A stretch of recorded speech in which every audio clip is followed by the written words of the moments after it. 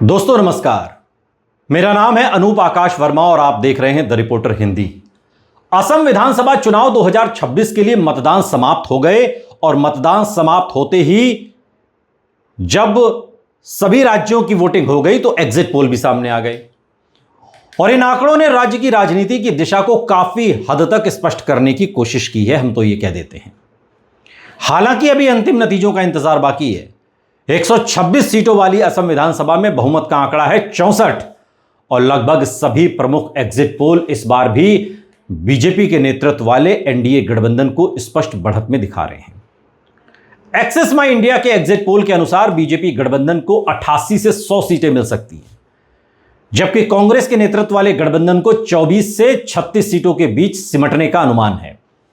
और इसी तरह जेवीसी के एग्जिट पोल में भी बीजेपी को 88 से 101 सीटें और कांग्रेस को 23 से 33 सीटें मिलने की संभावना जताई गई है, जबकि एआईयूडीएफ को 0 से 2 सीटें और अन्य को लगभग 3 सीटें मिलने का अनुमान है।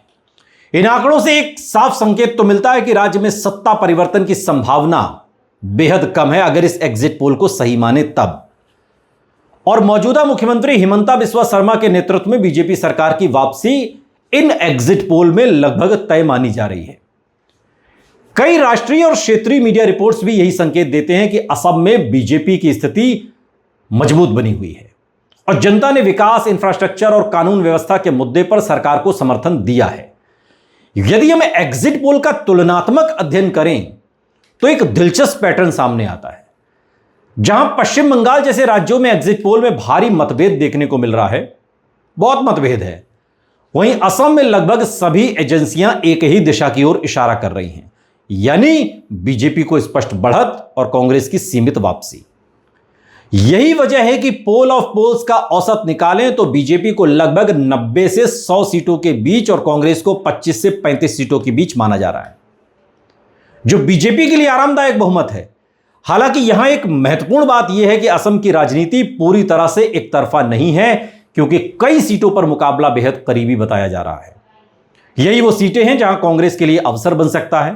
अगर हम कांग्रेस के संभावित प्रदर्शन का गहराई से विश्लेषण करें तो यह साफ होता है कि पार्टी का मुख्य आधार अभी भी ऊपरी असम और कुछ मध्य असम के इलाके हैं, जहां पारंपरिक रूप से कांग्रेस का वोट बैंक मजबूत रहा है। विशेष रूप से जोरहाट, डिब्रूगढ़, तिनसुकिया, नगांव, बरपेटा, धुबरी, करीमगंज जैसे जिलों की कुछ सीटों पर कांग्रेस बेहतर प्रदर्शन कर सकती है, भले एग्जिट पोल दिखाए या ना दिखाए। इसके अलावा मुस्लिम बहुल क्षेत्रों में भी कांग्रेस को कुछ हद तक फायदा मिल सकता है, खासकर तब जब एआईयूडीएफ कमजोर स्थिति में दिख रहा है और उसके वोट कांग्रेस की ओर शिफ्ट हो सकते हैं। एग्जिट पोल्स में एआईयूडीएफ को 0 से 2 सीटों पर सिमटने का अनुमान इस बात का संकेत है कि उसका जो पारंपरिक वोट बैंक है वो कांग्रेस के पक्ष में ट्रांसफर हो सकता है। और अगर ऐसा हो रहा है तो फिर कांग्रेस को भी 5 से 10 सीटों का अतिरिक्त फायदा होना चाहिए। और इस लिहाज से कांग्रेस जिन सीटों पर जीत दर्ज कर सकती है उनमें धुबरी, बागबर, बरपेटा, जलेश्वर, सोनाई, कटिगोरा, होजाई, नगांव, मोरीगांव, लखीमपुर, जोरहाट और गोलाघाट जैसी सीटें शामिल हैं। हालांकि पूरी तरह से संभावनाओं पर आधारित विश्लेषण है और जमीनी स्तर पर उम्मीदवार, स्थानीय मुद्दे और वोट ट्रांसफर का प्रतिशत इन सीटों के नतीजों को प्रभावित कर सकता है।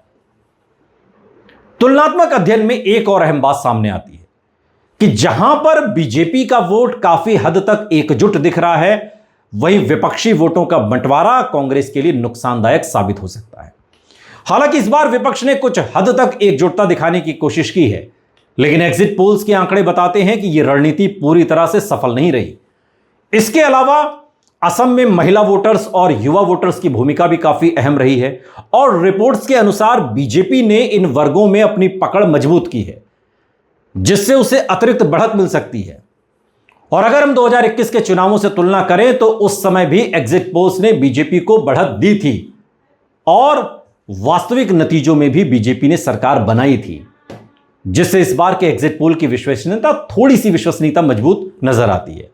हालांकि यह भी सच है कि एग्जिट पोल हमेशा से सही साबित नहीं होते और कई बार तो अंतिम नतीजों में बड़ा उलटफेर देखने को मिलता है। यही कारण है कि राजनीतिक विश्लेषक लगातार ये चेतावनी दे रहे हैं कि एग्जिट पोल को अंतिम सत्य नहीं माना जाना चाहिए। और कुल मिलाकर अगर हम सभी आंकड़ों, ट्रेंड्स और राजनीतिक समीकरणों को जोड़कर देखें तो असम विधानसभा चुनाव 2026 में बीजेपी की सरकार बनती हुई नजर आती है, जबकि कांग्रेस सीमित लेकिन महत्वपूर्ण उपस्थिति दर्ज करा सकती है। कांग्रेस के लिए यह चुनाव अस्तित्व बचाने और भविष्य की राजनीति के लिए आधार तैयार करने जैसा है, जबकि बीजेपी के लिए यह लगातार तीसरी बार सत्ता में वापसी का मौका हो सकता है नहीं। क्यों? क्योंकि सबकी नजर 4 मई 2026 की तारीख पर लगी है, जब आने वाले वास्तविक नतीजों पर जो ये तय करेंगे कि एग्जिट पोल सही साबित होते हैं या फिर राजनीति को एक बार फिर सबको चौंकाने का मौका मिलता है।